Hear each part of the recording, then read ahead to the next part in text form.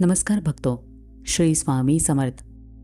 हमारे जीवन में कभी कभी अचानक संकट आ जाते हैं। चारों तरफ से कठिनाइयाँ और मानसिक परेशानियां घेर लेती है। हर रास्ता बंद नजर आने लगता है। हम भगवान के सामने दिया जलाते हैं, स्वामी जी के चरणों में प्रार्थना करते हैं, लेकिन जब लंबे समय तक कोई राहत नहीं मिलती तो मन टूटने लगता है। हम सोचने लगते हैं कि शायद भगवान जी मुझसे नाराज है, इसी वजह से मुझ पर दुखों का पहाड़ टूटा है। लेकिन रुकिए, इस सत्य को गहराई से समझना बहुत ही जरूरी है। भगवान जी और स्वामी जी अत्यंत करुणामयी और दयालु है। वे कभी अपने भक्तों का बुरा नहीं चाहते। वे बेवजह नाराज नहीं होते। भगवान जी हमारे अंतःकरण को पढ़ते हैं। स्वामी जी हमारी श्रद्धा और कर्मों की जांच करते हैं। जब वे मौन हो जाते हैं तो वो कोई सजा नहीं होती। उनका उद्देश्य हमारे जीवन में सुधार लाना होता है। वे हमारे अहंकार को तोड़ना चाहते हैं। वे हमें सही मार्ग पर वापस लाते हैं। भगवान जी जितने दयालु है उतने ही अनुशासन प्रिय भी है। इसीलिए जीवन के कठिन प्रसंग वास्तव में उनका एक प्रेम पूर्ण इशारा होता है। आइए सबसे पहले जानते हैं कि भगवान जब नाराज होते हैं तो कौन से मुख्य संकेत दिखाई देते हैं। जब हमारी श्रद्धा डगमगाने लगती है तब ब्रह्मांड की सर्वोच्च शक्ति हमें कुछ सूक्ष्म संकेत देती है। इन लक्षणों को पहचानकर तुरंत आत्मनिरीक्षण करना चाहिए। सबसे पहला संकेत होता है मन में अचानक बेचैनी आना। जब भगवान नाराज होते हैं तो पहला लक्षण मन का अशांत होना है। जिस नाम जप और पूजा से हमें पहले आनंद मिलता था, अब वहां भारीपन और खालीपन महसूस होने लगता है। दूसरा संकेत है एकाग्रता का पूरी तरह भंग होना।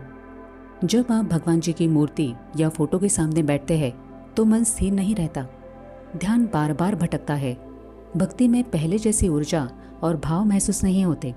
सब कुछ एक औपचारिकता लगने लगता है। तीसरा संकेत है कार्यों में लगातार बाधाएं आना। आपके चलते हुए काम अचानक रुक जाते हैं। नौकरी, व्यवसाय या धन से जुड़ी परेशानियां आने लगती है।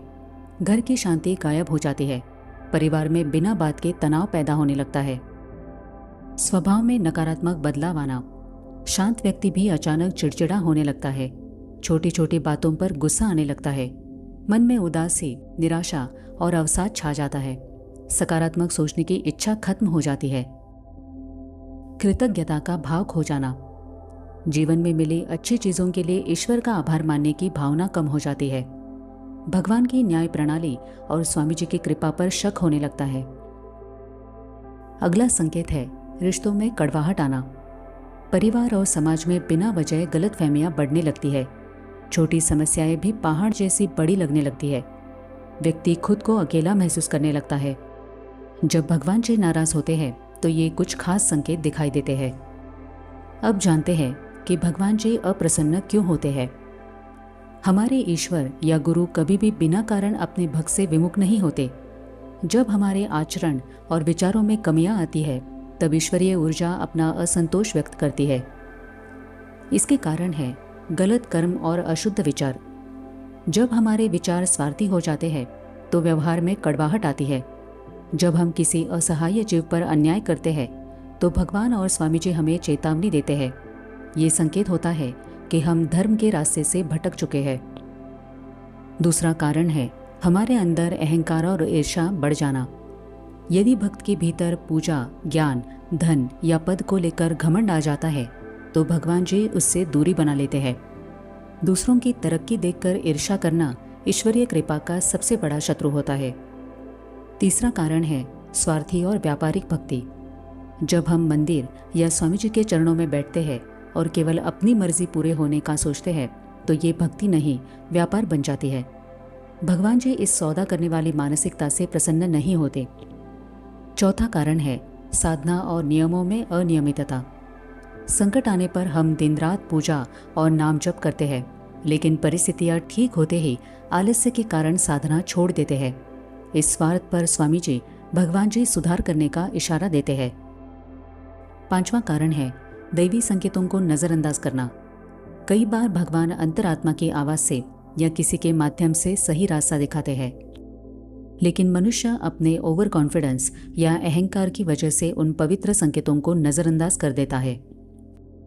तो ये थे कुछ ऐसे कारण जिनकी वजह से भगवान नाराज हो जाते हैं। अगर आपको भगवान की और स्वामी जी की कृपा वापस पानी है तो उसके लिए क्या उपाय करें? यदि आपको भगवान जी के नाराजगी के लक्षण दिखे तो डरने की आवश्यकता नहीं है। ईश्वर और गुरु का द्वार हमेशा खुला रहता है। उनकी कृपा वापस पाने के लिए हमें कुछ उपाय करने हैं। सबसे पहला उपाय है गंभीर आत्म परीक्षण करें। रोज 10-15 मिनट अकेले शांत बैठे अपने विचारों का निरीक्षण करें। खुद से पूछे कि क्या आप सही रास्ते पर हैं। घमंड या स्वार्थ को पहचानकर भगवान के सामने उसका स्वीकार करें। सच्चे भाव से नाम जप करें। भगवान को प्रसन्न करने का सबसे सरल मार्ग है नाम जप। पूरे मन और प्रेम से स्वामी जी का या अपने इष्ट देवता का नाम निरंतर जप करें। ये चंचल मन को शांत करता है। निस्वार्थ सेवा करें। केवल अपने लिए प्रार्थना करना बंद करें। किसी मंदिर या आश्रम में जाकर श्रमदान करें।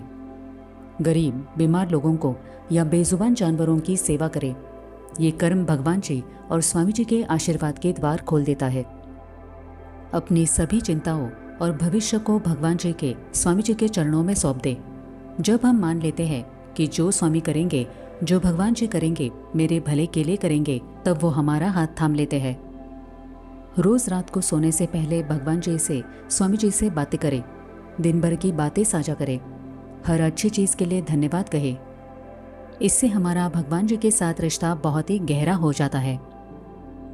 यदि अनजाने में कोई भूल या पाप हुआ है तो भगवान जी के सामने ईमानदारी से अपनी गलती का स्वीकार करें। उनका हृदय बहुत ही विशाल है। जैसे ही हम सुधरने का संकल्प लेते हैं, उनका आशीर्वाद मिलना शुरू हो जाता है। हमेशा याद रखिए कि भगवान जी का हमसे रूठना कोई दंड नहीं है। ये हमारी आध्यात्मिक प्रगति और कल्याण के लिए होता है। इसलिए कठिन समय में धर्म का मार्ग ना छोड़े। घबराने के बजाय अपने कर्मों को सुधारे। नाम जप की गति बढ़ाए। मन को शुद्ध रखे।